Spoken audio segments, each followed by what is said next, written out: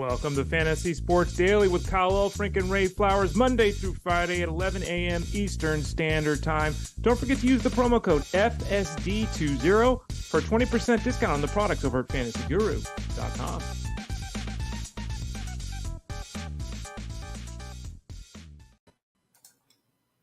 Morning, one, morning all. This is Ray Flowers of fantasyguru.com. How you doing? Hopefully you're having a good day today as we wrap up the Wednesday and we get our action started here on Thursday. I'm Ray Flowers. You can find me on Twitter, on Instagram, on Threads, everywhere at the Ray Flowers. You can find this show on YouTube if you're watching it there. Thanks for joining us. It's youtube.com/@ElitePlusNetwork. If you're looking at it on the Elite Plus Network on the website, thank you for that. For those of you that don't know, at the top of the page, we redid everything. So at the top of the page, click the Elite Plus tab. It's in the little toolbar at the top. It'll bring up all the old shows so you can get involved with us there. What are we doing today? We're having a lot of fun today. This is something that I do every year. Delayed it a little bit because we knew this change was coming. Kyle Elfrink is, for those of you that missed the show the last couple of days, Kyle's going to be kind of hit or miss here moving forward. He's doing some other things. So he and I are working this weekend. We're covering Tout Wars for SiriusXM, and I'm sure he'll be popping back in and out, but it'll be me most days. We're kind of looking at Tuesdays being basketball day with Justin Fensham, and I'll spend probably half hour talking baseball. Then Justin will jump in. Thursdays, half hour of me talking baseball. Then the guys jumping in to do some football. Fridays, half hour of me. Then the guys jumping in to talk some NASCAR. So we're kind of mixing and matching here thing. Obviously, the direction of the show moving forward in the short term is all baseball as much as we can here for the next couple of weeks, and then into the season as well. You can join the website, fantasyguru.com. There's a little promo code on the screen there. Go to the site, click the Join Now tab on the top, use the link below me here. Sign up, use that promo code FSD20, get you a 20% discount on the product full season from now through the entire regular season. All right, so we can help you kill it. Articles, Discord, all that stuff's included there. FantasyGuru.com. The all-in package gets you hockey. You can see it on the screen there. Get you hockey, basketball, get you wagering for those two sports. It gets you NASCAR. It gets you PGA. It gets you MMA. All those sports, all the wagering, and all of the DFS work in just one package. We've got the NFL package, which is available. You can see that on the screen. $19.99 for the franchise mode. That gets you all the offseason coverage, including all the free agent stuff that's transpiring now. Crazy stuff going on in the NFL. Also, it gets you our draft previews, which are starting to already pop up. Brock Bowers, Caleb Williams, those kind of things is available. And then finally, the March Madness guide, starting a little late this year, March Madness, but we've got you covered if you want to get involved there. So check that out. Okay, so what are we doing today? Here's what we're doing today on the show. As again, I said, this is something I do every year. I'm a little excited about this. I look at the top 50 guys according to ADP on the hitting side and the pitching side. So that's what we're doing today. I have no notes. I haven't written anything down. I'm going to be looking at the ADP page, and we're just going to go for it. So stream of consciousness decisions, stream of consciousness conversation, things are just going to come out. I'm just going to regurgitate exciting things, hopefully. Talking and giving my thoughts on the players. I'll get into a little more detail on that in a second. We'll also continue our team previews. We're up to the Giants. We don't want to stop when we've got a few teams left here. So we'll continue that with the Giants today.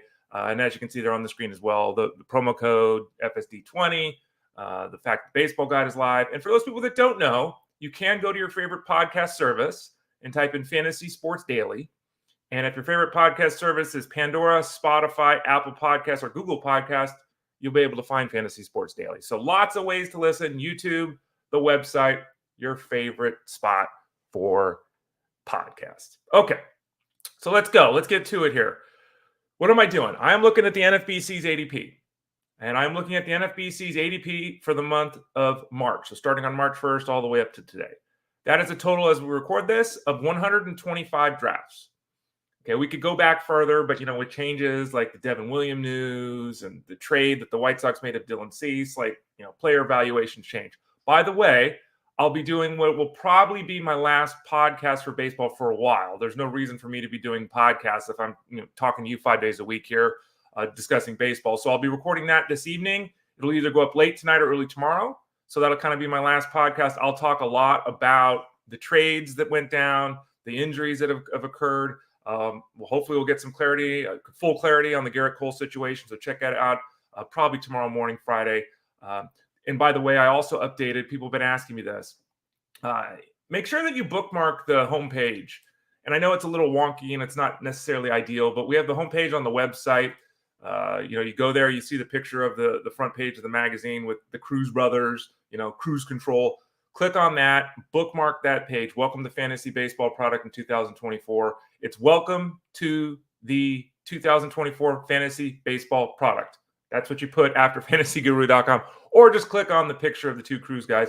And on there, you'll have the link to all the articles, or most of the articles that we've written, including the closer grid, which was updated this morning. So if you need to get in there and get an update on what I think about the bullpens with the White Sox and with the Brewers, you can check that out right now. Okay, so back to it. The top 50 here, ADP, NFBC, since March 1st, it's a total of 125. Today we're doing hitters. Tomorrow we'll do pitchers. Again, to reiterate, I have no notes. I can't even read right now because I got little sleepies in my eyes. I have no notes. I don't know what I'm going to say. Hopefully I won't swear or say anything embarrassing. I think that's probably a pretty good bet, but we're just going to jump in. And so here we go. Let's start it out at number 50. Kyle Schwarber comes in at number 50. His ADP overall is 80. I'm not going to reference the overall. I'm just going to reference the spot on offense. Kyle Schwarber is what he is. He's a 40, 90, 90 guy. He's done that each of the last 2 years. He is an excellent counting category contributor. You can't depend on him to have the 10 steals he had a couple of years ago. Forget about that. Problem is he might hit 210. He might hit worse. So if you draft Kyle Schwarber, understand you have to work around the batting average. The counting category numbers should be there again, but that is a hard batting average to take, very much like Joey Gallo back in the day. Very difficult to not do a roster if you have Schwarber that has Luis Arias or Yandy Diaz or someone like that to give you some stability in the batting average. Number 49 is Will Smith. Will Smith is, the number one catcher for a lot of people this year. I understand that he's very stable, very consistent, very good offensive player. The concern I have is the addition of Shohei Ohtani. The addition of Shohei Ohtani will rob Will Smith of the ability to fill the DH spot. And that's significant. It doesn't seem like much, but last year he had 14 games at DH. The year before he had 25. So he's going to lose. He's going to have 5 games at DH. Ohtani's not going to sit much, right? So that doesn't make Smith a bad player, but it does make Smith, taken inside the top 80 overall. It makes me a little nervous with that. Gleyber Torres at 48. Gleyber Torres is just good. He's 27 years old. I think we can all dream that there's another level. There may not be another level, but that's okay. If he just keeps doing what he's doing now, it's a pretty good ball player. He'll have a role of importance in the Yankees offense. He's got a good ballpark to hit in. He's become a 2010 kind of guy, which we like, a little bit of speed. Batting average is pretty solid. Again, I don't see a step from him. Maybe I'm wrong. He's 27. He could do it. He does have a lot of talent. But I think he's kind of just what he is. But there's a lot of stability in getting a guy like that, as we'll discuss with some of these others in the top 50. 47 is Paul Goldschmidt. Goldschmidt's not the hitter he once was, but when you have a down year and you still have 25 home runs, 80 RBIs, 89 runs scored, and 11 steals. He's 36. He's reworked the swing a little bit, thinks he found something. I think last year's floor is basically this year's floor, maybe a smidge upward from that, but his age is catching up to him, but still plays every day, and he is uber consistent in the counting categories. JT Realmuto, again, some other people's number one catcher. Maybe it's William Contreras. It all depends on how people break this down. Realmuto has aged well. He's 32 now. He hasn't lost much in terms of playing time. He hasn't lost much in terms of his overall fantasy production. However, the strikeouts have started to become a thing. The batting average isn't what it once was. It's hard for me to look at the 16 steals last year and feel great about a catcher approaching his mid-30s, repeating that number. Again, Realmuto's my catcher. I love it. Am I paying that price? I'm personally not doing it. William Contreras is 45, so these guys are going back-to-back. Contreras had a really strong season last year, and he had a great second half last year. And I think it's reasonable to posit that he's going to end up as the number one catcher. A lot of it will be determined by how much Realmuto plays and how much running he does. Because I think it's going to be very difficult for Will Smith to pass Contreras this year because, again, of the loss of time at DH. Contreras, exciting. Started to lift the ball last year a little bit. If he could lift it just a little bit more into the air, then we could be looking at a 25 home run bat. His teammate Christian Yelich is number 44. We talked about him earlier this week in the biggest questions answered segment on the show. There's the article at the website as well. Christian Yelich is just good. He doesn't do anything that stands out. He's 32 years old. He missed some time with his back last year. He's likely to miss some time with his back this year. Still went 1919 last year. I can't even read. 1928 last year. I meant to say he almost went 2030 last year. And he scored 100 runs. I mean, he's just good. And he's not undervalued because his ADP is 44th at the hitting side of things. But some people sleep on him, and you shouldn't. Matt McClain is 43. His big claim to fame this year is the dual position eligibility at second and third. Shortstop, excuse me.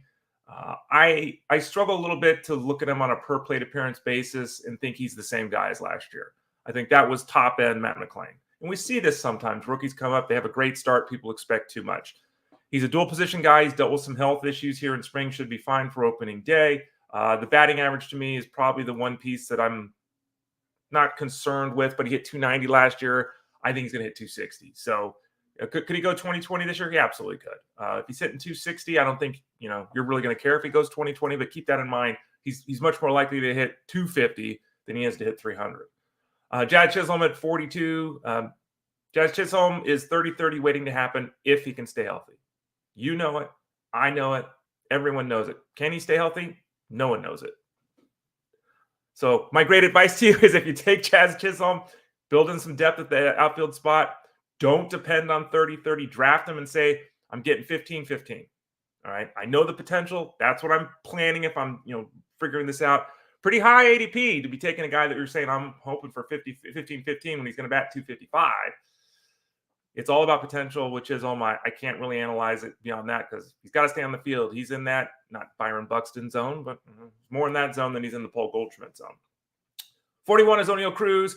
I drafted Oneil Cruz the other night in the FSGA Champions draft that you can hear on SiriusXM Fantasy Sports Radio. It's still, I drafted and hosted that one. My write-up is at fantasyguru.com if you want to read about my team. Oneil Cruz has steadily seen his ADP go up. It was right around 100 when the draft season started. Then it got up to about 75. Since the start of March, it's 60th. So he's hitting these home runs every day in spring, and people are remembering, oh, yeah, by the way, this guy's probably going 30-20 this year. One of the reasons why he's on the cover of the draft guide at fantasyguru.com. Nico Horner's coming in at 40, second base shortstop eligible. I should have said his name earlier, actually. A great combination player if you're taking Kyle Schwarber. Because while, Nico Horner shouldn't be looked at as a 300 hitter, he's a 280 hitter. And he's going to play every day. And he's going to steal bases. And he's going to score runs. Problem is he's going to hit 9 home runs with 65 RBIs. So he's another one of these guys that his fantasy value is going to be good, but you have to make sure that you figure a team out around him that allows him to use his strengths positively and to cover up his negatives as well. 39 is Manny Machado. Manny Machado's started to hit in spring. There was some concern about his elbow in some zones. Not for me. I mean, Manny Machado could go to the Hall of Fame one day. I mean, that's in play here. And Jeff Manns, it's a range of outcomes, Jeff Manns. Machado could. He's likely to return to the 30-90 level we've basically seen him at his entire career. Didn't miss by much last season. Or he did get it last season. I thought he had 89 RBIs. He had 91. I should go out of count. He went 30-91 last year. No reason to think he can't do the same thing. He looks totally healthy. Mike Trout played 2/3 of the games the last 7 years. I've said it about Trout. Everyone said it about Trout. 38th overall. Fair on the offensive side of things. Totally fair. But again, if you draft him, you can't be pairing him with Jazz Chisholm, right? That's not the smart thing to do. You're going to have to build stability around Mike Trout in case he misses a third of the games as he has, again, the last 7 years. Adley Rutschman is the other catcher everyone's talking about. I should have said most people have Adley Rutschman 1. If you have Will Smith 1, you're pretty aggressive. Adley's just good. He plays all the time. He's strong, all-around player. He's he's one of the few youngsters that has shown up and basically from day one been exactly who he was supposed to be. Has he had that breakout offensive season? No, he hasn't. And I don't, is he going to hit 30 home runs? Doesn't lift the ball a ton. Is he going to bat 300? Probably not. But he takes walks. His on-base percentage has been about 370. He's hit about 275, 20 home runs, 80 RBIs, 84 runs last year. Like, those counting category numbers are really impressive. The only thing he doesn't do is run. But remember as well, if he's getting 550 plate appearances, which he has, which he did last year, if he's getting that mark, all that stuff plays up too, because the 278 batting average he's giving you over 550 is a huge advantage over this other team's catcher that's giving him 250 over 380 plate appearances. So that's another reason why he's boosted up a little bit. Royce Lewis at 34. We can dream. He's basically Chaz Chisholm too. Same thing. We saw what he did last season, Lewis, in the regular season. We saw what he did in the postseason. He is a dynamic player, number 1 pick in the country years ago. He could go 30-20 this year. You know, he might also play 50 games this year, and I hate to say that, but there is an extremely long track record of him missing games with health. He's young. He's dynamic. Hopefully he's not the next Byron Buxton. You can draw that parallel because they're both twins, of course, but he is a really impressive talent and someone that everyone should be excited about. I got so excited about this, I blew past 2 players. I should probably do this more effectively. Mike Trout was 38. I'd never do this. Cody Bellinger's 37. Nolan Jones is 36. Adley Rutschman is 35. Royce Lewis is 34. I'll pull back down before I go back up. Cody Bellinger, first base outfield eligible. We've talked about this a lot. His StatCast data says he's not a 300 hitter. There are some concerns about the home run total he posted last year, given the way his batted ball profile played out. At the same time, he struck out less than ever before. We have seen him hit 40-plus home runs at the big league level. We've seen him be a dynamic talent. He's athletic. He can steal bases as he did last year. He qualifies at 2 spots. He's more of a volume guy for me. I don't expect a full repeat of what he did last year, and I think most people would agree with that. Nolan Jones basically was 20-20 in 2/3 of a season last year, which is phenomenal. He's kind of in that Matt McClain zone too, where we probably saw too much last season. Like, you know, not that he couldn't go 20-20 this year, of course, because I'm expecting him to get 550 plate appearances. But, you know, I hesitate to say he's going to go 30-30. Let's parade it out. He's going to go 30-30. Don't go that far, but I love what I saw last year. Who didn't? And as we've talked about, his splits on the road and at home, basically the same. Whether he was at Coors or on the road last year, he was the same guy. And you love to see that for a youngster. So again, 38 Trout, 37 Bellinger, 36 Jones, 35 Rutschman, 34 is Lewis. Now we're up to 33, Randy Arozarena, Mr. 2020. If you read the early, middle, late pitching articles, you can find those at the website, talking about the 3 different ways to build a team. I kind of did an ideal draft. How does it work out? If you draft pitching early, taking the middle rounds, taking the late rounds. Randy Arozarena, I think, was on all 3 teams. So it didn't matter where his ADP is coming down. I think he's a very strong option. Let's call him a 2020 80-80 guy as a floor. Good on base percentage if you're in an OBP league. Randy Arozarena, 30-30, 20-20, thumbs up to that. Dolis Garcia is 32. Garcia has a lot of swing and miss in his game, which is going to limit his batting average. He's also part of a dynamic lineup. He is obviously very comfortable hitting in Texas. He's a huge counting category guy.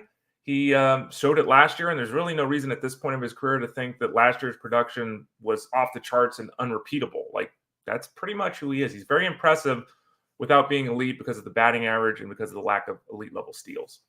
Bo Bichette at 31. Bichette is really interesting because in a lot of respects, Bo Bichette last year was woeful based upon expectations. He stole 5 bags. He scored 69 runs. Ugh. Like, that's not what he was drafted to do. Now, he's 26 years old. He hit over 300 last year with 20 home runs. Like, if your down season is 320, could he rebound to where he was a couple of seasons ago? He could. I think it's fair to look at him and basically say he's a 290, 300 type of hitter. I think we're in the 20 to 25 home run zone. I'm hoping we're in the 10 to 15 steal zone, which I think is very doable. And I think that we're going to see him return to the 90-plus run scored level. So I have no problem whatsoever taking Bo Bichette at that current cost. In fact, it might even be a little bit low. Jose Altuve at 30, amazing. He's another one of these guys that's likely headed to the Hall of Fame. I mean, I guess the garbage can gate could sway some people, but had another strong season last year in limited work because of injury. 300, he almost went 300, 400, 500 in the slash categories. Went 17, 14, and he had 360 at-bats. He's 33, and we keep waiting for signs of slippage. Not really seeing it with Jose Altuve. CJ Abrams is kind of divisive, much like Ellie De La Cruz, we'll talk about. It's shocking to me that he was 3 steals and 2 home runs away from going 20-50, CJ Abrams. And a lot of people are just kind of out on him this year. They don't. It's weird. Is he a 20 home run guy? Yeah, let's call him a 15 home run guy. Is he a 50 steal guy? Let's call him a 40 steal guy. Let's be nice. Let's go 15-40. I think his hit tool is much better than 245.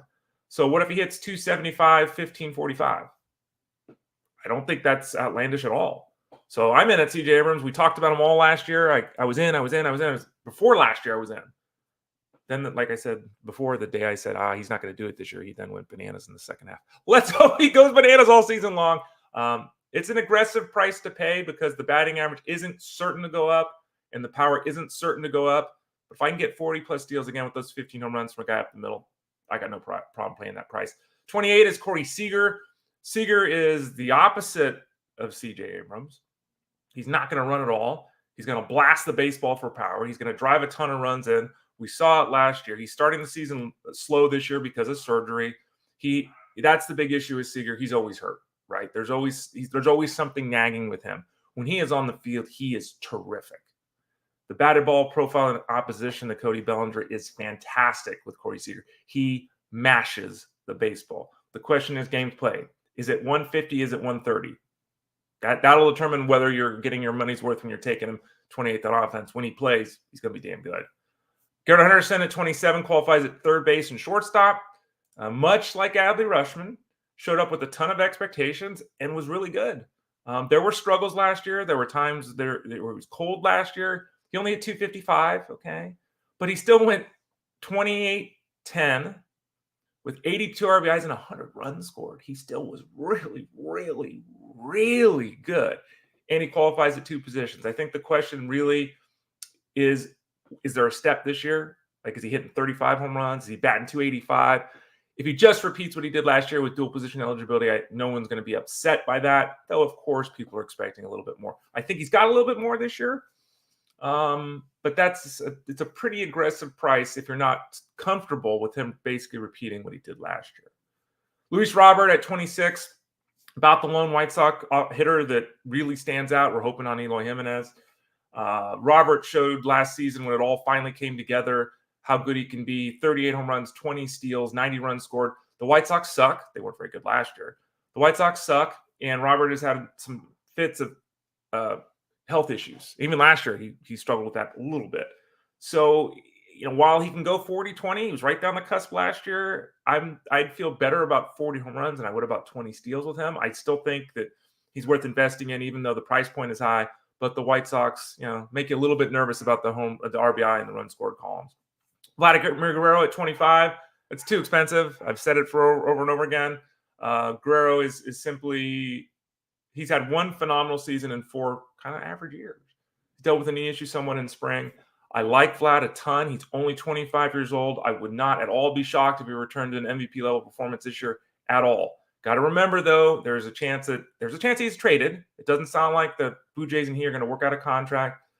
He still needs to lift the baseball better. He's in, all these. We've had this discussion for years with Vlad Guerrero. The fantasy world keeps dreaming on Vlad Guerrero, and they got that hit one time. Will they get the hit again this year? I wouldn't pay that price to find out. I think it's a little expensive. Marcus Semien at 24 is Mr. Steady Eddie, and he did it again last year. A massive season. 29 home runs, 14 steals, 100 RBIs, 122 runs scored, hit 276. You don't draft anyone expecting him to have 100 RBIs and 120 runs, especially when your name is Marcus Semien. But 25 home runs, double-digit steals, let's call it 90-90. It's just there year after year. And there's really no reason to think he won't be there again. Uber consistent, and he plays every freaking game. This guy likes that. 23 is Michael Harris. Michael Harris is going to move up in the order. He had 8-9 season last year. Looks like he's going to start in the 6 hole, which is obviously an improvement for him. A great Braves lineup. When you go basically 2020 with 76 runs scored, hitting 9th half the season, shows you how good the Braves were and how potentially good Harris can be. He started out incredibly slow for those people that forgot last year. He was arguably the worst everyday player in baseball at the start of the season. And in the end, he went almost 20-20 while hitting 290. It was a phenomenal comeback effort for him. Got to give him mad props for that. He really, really came through. Next up is Pete Alonso at 22. Alonso, looking for a contract. It's unclear whether the Mets are going to keep him or not, which is strange. But Alonso is right there with Aaron Judge for the best power hitter in baseball. You can make the case that it's Alonso because Alonso doesn't miss games, whereas Judge is constantly in and out of the lineup. Alonso obviously has some work to do last season after that batting average fall to 217. I think it's very fair to believe that Alonso gets back up to the 250 range. while replicating the counting category numbers last year. So he's just darn good. He's gotten that contract drive for those people that believe in that kind of thing. So yeah, Pete Alonso, 22 overall. 21 overall is Francisco Lindor, who, if you've seen my teams, you've seen the write-ups at the site or listened to it on SiriusXM, you'll know that I've had Lindor on multiple occasions. Went 30-30 last year. He's another one like Semien that plays every day. Kind of like Semien as well, that, the batting average is okay. He's not a batting average booster. I feel more confident in a 20 steal floor for Lindor than I do with Semien. So there's that. I think the power plays similarly in the counting category. The runs and RBIs, similar, maybe a little lean towards Semien. But in the end, I like Lindor slightly more, because, again, I think the floor is higher on the steals column. But don't draft Lindor expecting 30-30. Again, 20-20 is what we're expecting. Playing every day. Give me those 100 runs scored, 90 RBIs, that kind of thing. Francisco Lindor, a tremendous fantasy player as well as a real-world guy. Elly De La Cruz at 20. Drafted him the other night. He is really divisive, which is crazy to see for a guy whose ADP is 24th overall. 20 on the pitching side of things. Third base, shortstop eligible. So the dual position thing is really helpful.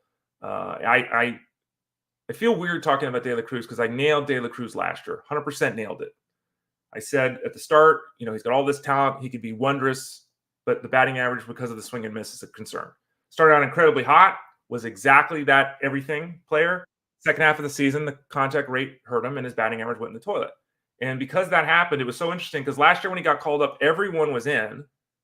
Then he struggled down the stretch in batting average. And now some people are kind of, it's like, look, we talked about Kyle Schwarber. We just talked about Pete Alonso. We draft guys that hit 220, right? I'm not saying that Elly De La Cruz is going to hit 220. But if Elly De La Cruz hits 220 and he hits 21 home runs with 49 steals, is that bad when he's dual position eligible? It's tough to take a guy in the top 25 overall that has a legitimate hole in his game. And it is there with Elly De La Cruz. It is. There's no. But I would prefer, like I said, I prefer to grab Luis Ariz or Yandy Diaz. I'd try to get the batting average somewhere else to level us off, because if it comes together for Elly De La Cruz, he could be a top 3 fantasy MVP kind of guy. He could. There's risk, though, and that's something you have to consider that early in the draft. Rafael Devers at 19. I mean, how old is Rafael Devers? Is he 27? Let's pull this up. Yeah, he's 27. He's on a Hall of Fame level trajectory, too. He hit 270 with 30 home runs, 100 RBIs, 90 runs scored. That's kind of the floor with him. He's the AL version of Manny Machado. These two guys that just do what they do over and over again. So, is there another step? Is there another level? There have been times where, a couple years ago, we had that huge season by Rafael Devers. Could he hit 300 with 30 home runs? He could. I wouldn't be expecting it, but he could. And at the third base position, there's a lot of bangers at the top, and then it kind of thins out. If you end up with him as your second round pick or third round pick, if he falls, the stability there, I think, is worth it. Right above Devers at 19 is Ozzie Albies at 18 and Austin Riley, another third baseman, at 17. So back-to-back Braves. Ozzie Albies, and I remember this, and if some of you are listening, last year I had to defend my ranking of Ozzie Albies to some people. They were like, why would you rank Ozzie Albies so high? And we saw why. And Ozzie Albies, other than injury, has been really good. He's part of a great lineup. He's comfortable with where he is. He's comfortable with the stadium, plays every day. He's damn good. And he, like Jose Altuve, has figured out somehow, and I jokingly told this story, I think it was last week here on the show, that the first time I saw Ozzie Albies, I was like, oh my gosh, he's tiny. Like he legitimately is tiny. 30 home runs. So Ozzie Albies, just book it. Across the board, batting average holds him back from being a top 10 pick, but the rest of his game is just money. Austin Riley started out his career with the Braves and was streaky. And there's still a little bit of that left in him, but he's really figured it out, right? And last year we saw it all come together. He almost hit 40 home runs, basically was a 100 guy, hit 280. He's 26 years old, and he's locked in. And the season he put up last year, seasons like that moving forward are very likely to occur. So I think he's got rid of some of that streakiness. He's number 17. Number 16 is Bryce Harper, who comes into the season first base eligible. How many games did he play there last year? It was 36, so he should be eligible everywhere. Look, Bryce Harper was disappointing in some respects last year. I get it, coming back from the elbow injury. Now, when you're Bryce Harper and you have 20 home runs and 11 steals, so you went 2010, and you hit 290, and you had a 400 on base percentage, and your slugging percentage was 499. So he almost went 2010, 300, 400, 500. And that was a down season. He's 31 years old, and it's like with the last fully healthy season he had, he went 35, 100, hit 300, and stole 13 bases. Like Bryce Harper, it's interesting. When the career started, it was Harper, Trout, Harper, back and forth. And Trout looked like he was going to smoke Harper. Now, Trout's pulling back because of health. Now, Harper's still, in the end, is Bryce Harper going to outperform Mike Trout? Even though that's not the way it looked the first 9 years of their careers, we'll see. Number 15 is Jose Ramirez. Jose Ramirez is hampered by his ballpark and his lineup. Okay, and it's been that way for a couple of years with Jose Ramirez, and that stops the ceiling with him. But the floor, even last year, 24 home runs, 80 RBIs, 87 runs scored, 28 steals, and he hit 280. That's just who he is. Could he go 30-20 this year? Could. The power is a little hit or miss, and again, the run production is a little hit or miss because of his teammates. But what you see is what you get with him, and there's really no reason at this point at 31 years of age to think it's going to change in 2024. Yordan Alvarez is remarkable offensively. He's 26. He did go 300, 400, 290, 400, 580 last year. So he was a couple of base hits he was a couple of base hits and a couple of home runs from going 300, 400, 600. He had 31 home runs with 97 RBIs last year, which are strong numbers, and 410 at bats. I don't know if he can play a full slate of games, and that's really what this comes down to with him: is can he be on the field? He has one season in 3 years of 475 at bats. If he played 150 games, he's Aaron Judge. We got to see him play the games though. Matt Olson at 13. Matt Olson, he's got a lot of helium here. A lot of tested, when you hit 54 home runs with 139 RBIs, you get it. He's in a tough spot because he's not going to run. It's hard to look at him and feel comfortable about him hitting 283 again. So if he's hitting 270 and it's 42 home runs and it's 118 RBIs and it's 112 runs scored, all those numbers are way down from last year. All those numbers would still make him an excellent option at first base. But would that justify having him 13th overall on offense? You're paying for the stability.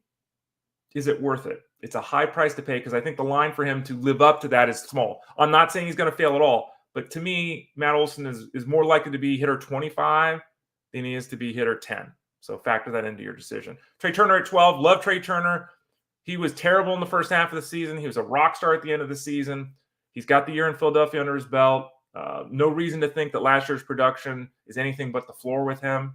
He's extremely consistent. I would expect the batting average to go maybe 290 this year, where it was in the 260s last year. If he does that, he pays off the draft day cost. Aaron Judge at 11. I've said it with Judge. I've written it with Judge. You have to decide if you're going to pay that price. He's already been dealing with physical issues in spring, whether it's his side. Somehow they're taking x-rays of his abs. That whole story was weird. You can't take an x-ray of an ab. But anyway, they were doing that. The toe's an issue. He's constantly in and out of the lineup. They're going to try him in center field. I don't know how that goes. ADP at 12, I'm not paying that price. You can tell in the rankings at Fantasy Guru, I'm not doing that. He could be the league MVP. But there's just too much health risk for me that early.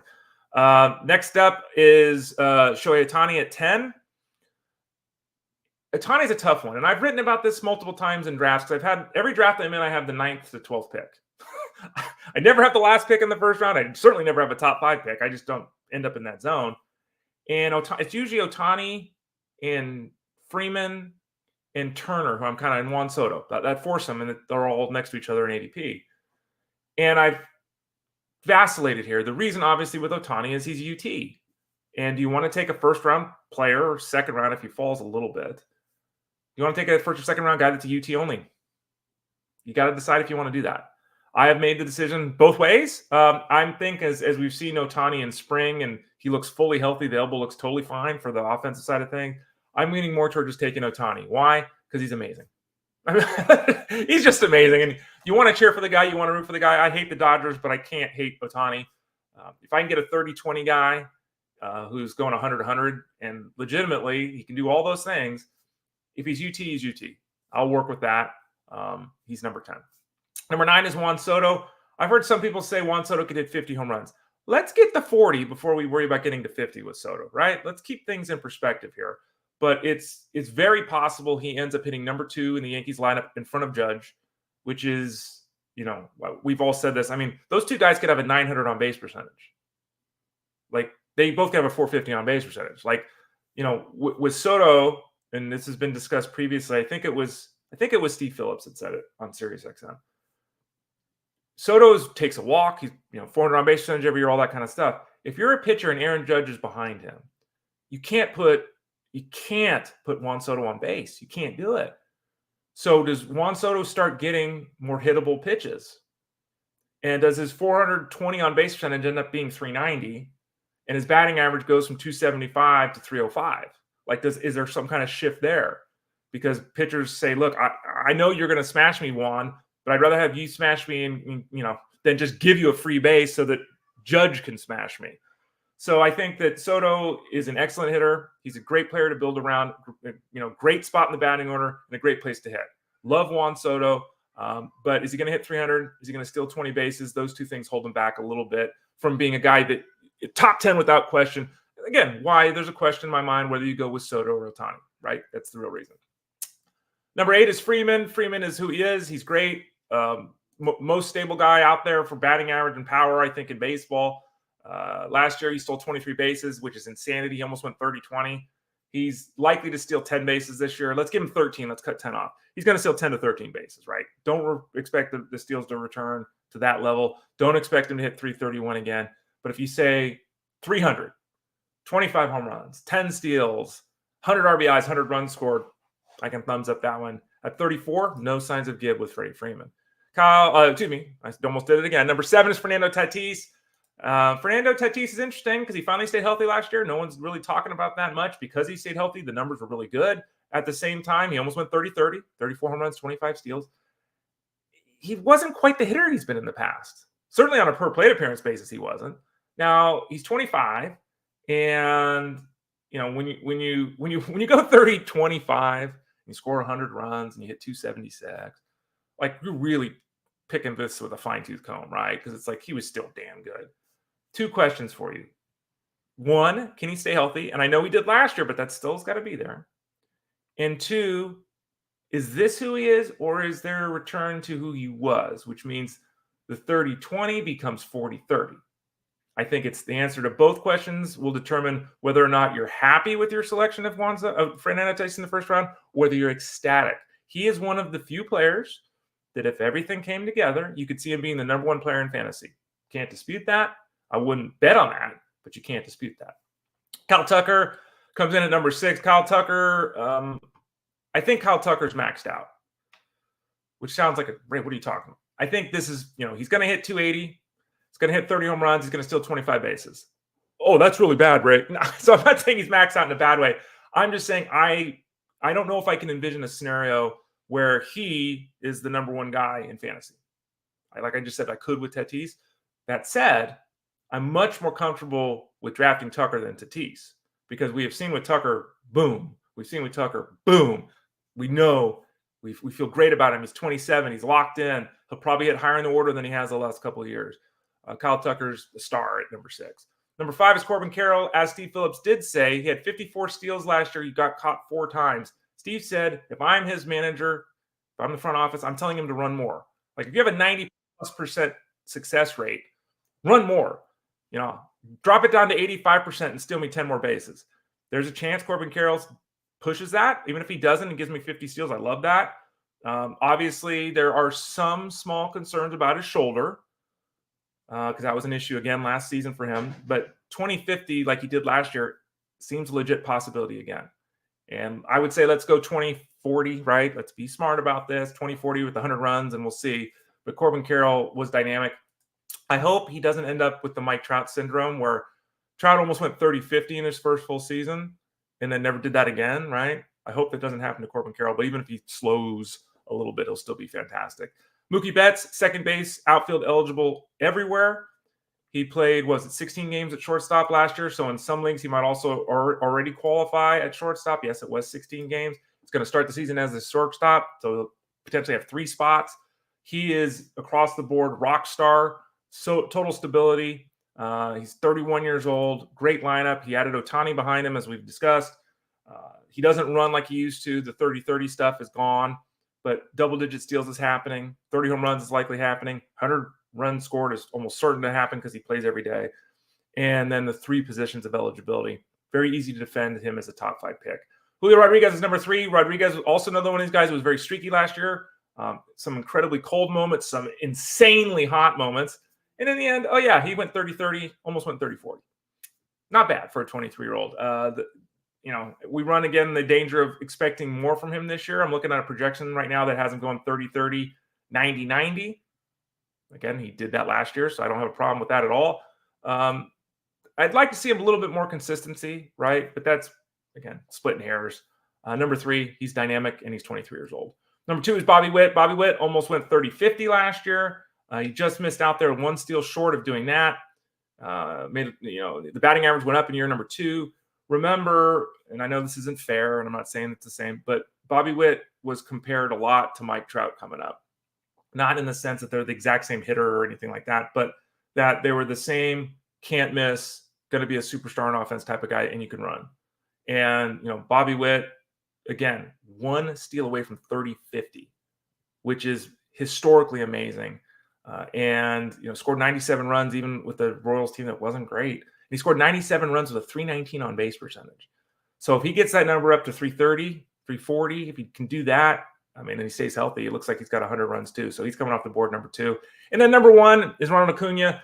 And Acuna, had that season last year where he basically went 40-70. And according to some player raters, he not only was the number 1 guy last year, he might have had the number 1, given the context of the league, the number 1 fantasy season of all time. Okay. Can he repeat that? Don't expect anyone to ever repeat all time. Right? That's just the first point. Number 1, he's got the knee issue. And it's not supposed to be major and everything like that, but the odds of him repeating 70 steals are really small anyway. Now you have to think he starts a little slow. Maybe that's wrong. But let's put it at, even if we 30-50, that's where we're dropping it to from last year. Every number from last season is going down this year. Every number could go down from last season. He could still be the number 1 guy. I've been asked this. Others have been asked this. I find it fascinating that until his knee was an issue, at one point because we're looking at NFBC's ADP here in March, at one point in February, there were 204 drafts at the NFBC. 204 of 204 drafts, the number 1 pick was Ronald Acuna. I get it. I understand it. I don't have a problem with it. But how often is the number 1 guy the number 1 guy at the end? Something to think about. So, Ray, who would you take number 1? I'll take Ronald Acuna. Okay. If you took Bobby Witt, if you took Julio Rodriguez, if you took Mookie Betts, if you took Corbin Carroll, I'm not going to laugh at you. And if you want to do that, you can do that. And if other people laugh at you, tell them to go to hell. Okay. Because there's all those guys could still end up being the number 1. It could be someone we're not talking about. The number 1 guy could be O'Neal Cruz, right? Could be Michael Harris. Could be Marcus Semien. We don't know. It's a long season. But right now, everyone's pretty much convinced, obviously, that Ronald Acuna is number 1. Okay, so let's finish up here strong. Hopefully you enjoyed that. We'll do the pitching tomorrow. Jordan Hicks is our player profile with the San Francisco Giants. Jordan Hicks is 100 miles an hour. And when you throw 100 miles an hour, people take notice. Now, the problem with Jordan Hicks, obviously, is that Jordan Hicks has had a really difficult time staying healthy. And he's been a reliever all these years. Is it wise for the Giants to put him in the rotation? We'll find out. He's bringing back the split change. He's opening up his repertoire because he condensed it to pitch out of the bullpen. If he can give, the Giants 120 innings, I think they'd love that. But again, that's 120 innings. He's not a volume guy. As you can see there, he's only made 8 starts in 212 big league appearances. He has started in the minors. He's always apparently wanted to start. His last season of 70 innings pitched in the big leagues was 2018. We're really pushing things. We're really pushing things if we're hoping he's going to be someone that throws 150 innings and strikes out 200 guys, right? Love the arm talent, and the price isn't too high, so I don't mind adding him to your roster, but you've got to be reasonable with the expectations. I said 120 innings. Honestly, if you threw 100 innings, I'd probably be happy. I'd hope to get to 120. And the Giants need that. I mean, they desperately need that. And another guy to talk about is Kyle Harrison. I mean, you look at the Giants rotation, they've got Logan Webb. Their number 2 starter is Kyle Harrison. Their number 3 starter is Jordan Hicks. Is that really? I mean, Keaton Wynn and Mason Black are rounding out this rotation. Alex Cobb is coming back from a hip issue. He's hoping to be back sometime in April, May. Robbie Ray is coming back from Tommy John surgery. He's hoping at some point in midseason. So this rotation looks really different if it's Webb, Ray, Cobb, Harrison, Hicks. But right now, it's Mason Black, Keaton Wynn, 2 complete unknowns. It's Jordan Hicks, who we just talked about how many innings he's going to throw. It's Kyle Harrison, who threw 40 innings in the big leagues last year, who is a dynamic talent. He's written about in the rookie section. So check that out. Go to the top of the page. Click on MLB, articles, rookie, bring up the profiles and the breakdowns and everything. I love Kyle Harrison's arm. Who doesn't? He's added a pitch to his mix this offseason too. He's funky. He throws a little bit lower, so his fastball has the appearance, the upward move, so he misses bats high in the zone. Tons of strikeouts. Question is control and workload with him. So Hicks and Harrison are different in the sense that there's a 5-year age gap. One's a lefty, one's a righty. But similar in the sense that both guys are being looked at as well above strikeout inning guys with significant concerns about workload and overall performance. And they're the Giants' 2 and 3 starters right now. Thairo Estrada is the next guy up to talk about as we go through the 5 guys with Giants. Estrada has settled in as a very nice fantasy performer. He qualifies at second base in every league. He probably qualifies at shortstop in every league too because he played 24 games there. This is really nice, dual position eligibility. He went 14-20 in 2022. He went 14-20 in 2023. He was, he scored 71 runs. He scored 63 runs. I mean, it's been the same guy. Hit 260, 271. Very clear what type of player he is. The problem for Estrada is that he doesn't walk much. There is a real possibility that though he's hitting 2 now, he could be dropped down in the order. The Giants could move things around because Estrada's not an on-base percentage guy. He's kind of the prototypical 2-hitter from 1985. Right, a guy with some speed that slaps the ball around, that kind of thing. But really, should he be hitting 2? He'll play every day for the Giants when he's healthy. That's the positive. A little bit of power, a little bit of speed. Draft him for what he is, not expecting for him to be more than that. Camilo Doval, and I've had a lot of people say, well, Camilo Doval, you're higher on Camilo Doval Ray than everyone else. Why is that? And I'll tell you the truth straight up. We don't know what the save total is going to look like for anybody. I've talked about this a lot. 57 saves for Edwin Diaz 1 year, right? How many other seasons did he have 37 saves? He's had 32 saves each of the last 2 years. He had a season where he literally struck out over half the guys he faced. And he saved 32 games. People say, well, Ray, the Giants aren't very good. Well, okay, they're not. But, I mean, didn't Camilo Doval save 44 games for an Indians team that was okay? They didn't win 100 games last year. A lot of the issues with teams is that, when you're not as good, when the game's on the line, you're not going to your 4th reliever. You're going to your guy. You got to win that ball game. Doval has shown nothing but growth since he reached the big leagues. They've got Taylor Rogers to support him, of course, but I think Camilo Doval's as good a lock as anyone in baseball for 35 saves. And we'll see if that number is 42 or if it's 29. But that's the crapshoot nature, I should say, of saves and trying to figure out the value of guys in fantasy baseball. So those are the 5 guys. Let's talk about one up and one down. One up is Jung Lee. He's going to bat leadoff for the Giants. They were really excited about bringing him in. They gave him the big $113 million contract.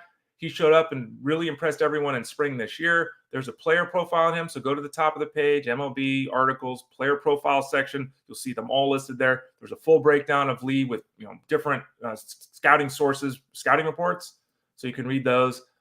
He's got. If you look at, and I hate doing this because it's obvious, but Yoshida from the Red Sox, Jung Lee very likely does something very similar to that in terms of his production last year. And there's a lot to say for that. If you can do that in your first season in the big leagues and batting leadoff, there's a chance he's a solid run producer as well in the run scored category. Not a big power guy, but his overall offensive game is really good. Might have a 350 on base percentage. So lots of hope for the Giants getting something at the top. And then the guy we're down on is Wilmer Flores, which sucks. because Wilmer Flores is a really effective offensive player. He's not sexy or anything like that. But he played 61 games at first. He played 22 games at third, so he qualifies at both those spots. Obviously, has played second base over the years. Last season had 863 OPS, which is damn good, right? But why are we down on him? Because where does he play? The Giants added Matt Chapman to play third base. They've got Estrada at second base. They have LaMonte Wade at first base. There's no spot for Flores. So there's going to be a lot more mixing and matching. Maybe an injury happens and he ends up getting that playing time more so than expected. That happens a lot with these kind of players. But the addition of Jorge Soler and the addition of Matt Chapman just take 2 spots in the daily lineup. So Flores is someone that's much more worthy of an addition in an NL-only league because of his flexibility and because he should be good offensively when he plays. But just hard to see the upside in a mixed league with the way the Giants roster is constructed. So there we go. That's the rundown today. I'm going to go take a sip of water because I've been talking for 52 minutes without taking a breath. I hope you enjoyed this today. Tomorrow we'll do the pitching side of things at fantasyguru.com, actually here on Fantasy Sports Daily, 11 o'clock Monday through Friday.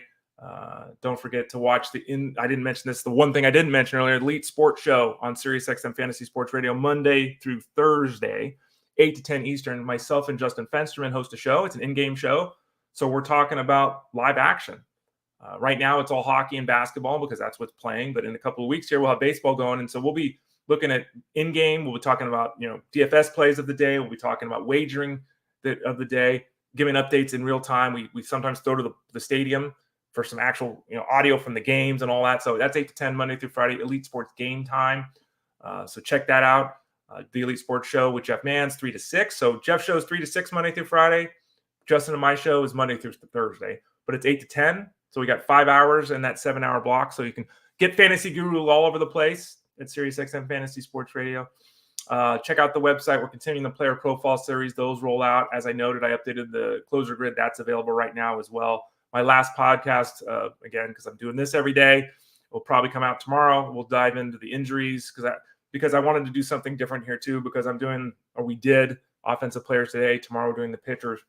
Wanted to talk about the trade of Cease. Wanted to talk about the situations for the White Sox and for the Padres. Wanted to talk about the Devin Williams injury a little bit more depth. There'll be a podcast that dives into all of that because of the nature of what we're doing here the next couple of days, today and tomorrow, on Fantasy Sports Daily. So join me again tomorrow on the show. Again, it's youtube.com/@ElitePlusNetwork. On all the podcast services, type in Fantasy Sports Daily. You should be able to find us. At the website, click on the Elite Plus tab at the top, then click Fantasy Sports Daily logo, and it'll bring up all the old shows so you can watch that way as well. If you like what you saw here and you're not signed up yet, please sign up at fantasyguru.com. $40 right now, the early bird price, and use the promo code FSD20 to get that price. It knocks 20% off, FSD20. So check that out and join us for the full season baseball product at fantasyguru.com. I just lost my face. Click the wrong button. That's what happens when you're all wound up. I got to go take a breath. Thanks for listening to the show today. Really appreciate it. We'll be back tomorrow. I'm Ray Flowers. This has been Fantasy Sports Daily for fantasyguru.com.